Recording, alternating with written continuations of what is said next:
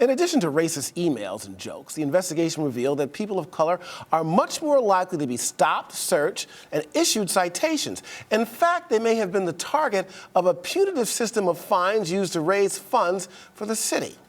Well, Civil Rights Attorney Charles Coleman Jr. has been on this story with us for months now. Charles, I mean, come on, this is kind of a rhetorical question. I guess it took a shooting to uncover all this injustice in Ferguson. Well, I think that there's the difference between a community that's going around and saying that this is what is happening to us and then actually getting the public to believe it. Because I think that in large part, we would want to believe that in 2015 that this is not what's happening, because this is probably the most offensive, most blatant example post-Jim Crow of what we've seen that even resembles anything like Jim Crow. When you talk about the abuses by law enforcement, when you talk about essentially funding the city on the backs of the poor, this is really appalling. And I think that for most people for whom it may not have been their immediate reality, they needed this in order to be convinced. Absolutely. We're talking about numbers that are indeed alarming. 90, perhaps even as high as 92% of summonses and citations were levied against people of color in Ferguson, all, of course, to raise money, I guess, obviously, for the town,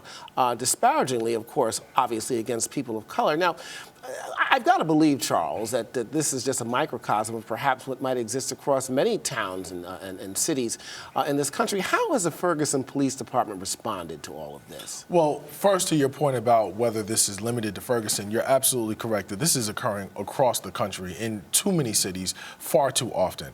Now, with respect to what Ferguson has done, you know, they've done the cosmetic things, the racist emails, for example, that were sent between police officers on the Ferguson PD to the municipal court system. Those individuals have been fired.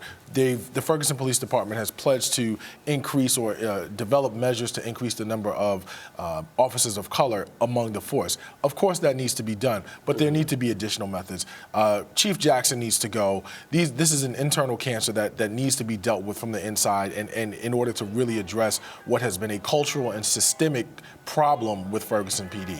You know, we certainly don't know all the details yet, and certainly we cannot rush to judgment without looking or at least having an investigation come forward here. But we've got another shooting of an unarmed black young man, a teen, in Wisconsin, and yet again, it just brings up what people believe here is an injustice against especially black men.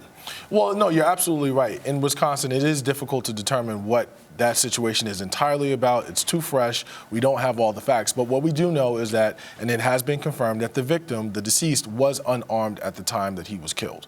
And we've seen that as a pattern across different cities and different police forces. And I've said it time and time again, a large part of this is the result and a function of a mindset that is culturally perpetuated within the ranks of law enforcement.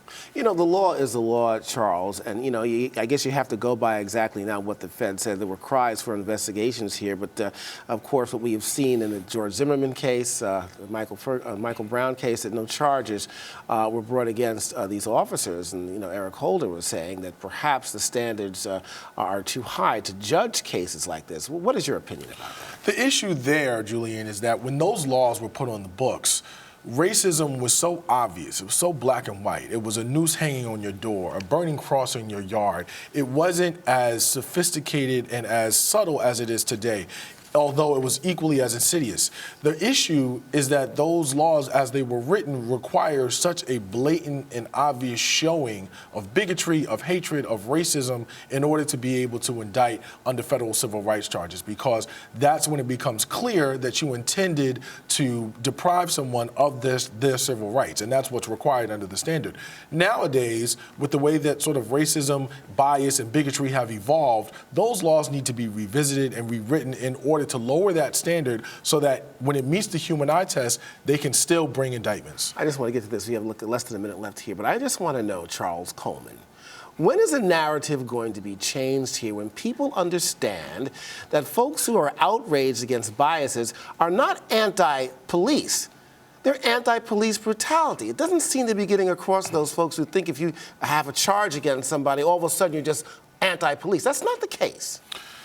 That narrative only changes at the point that the respect and regard for black bodies is equally held to the same level as the bodies of other cultures and other races.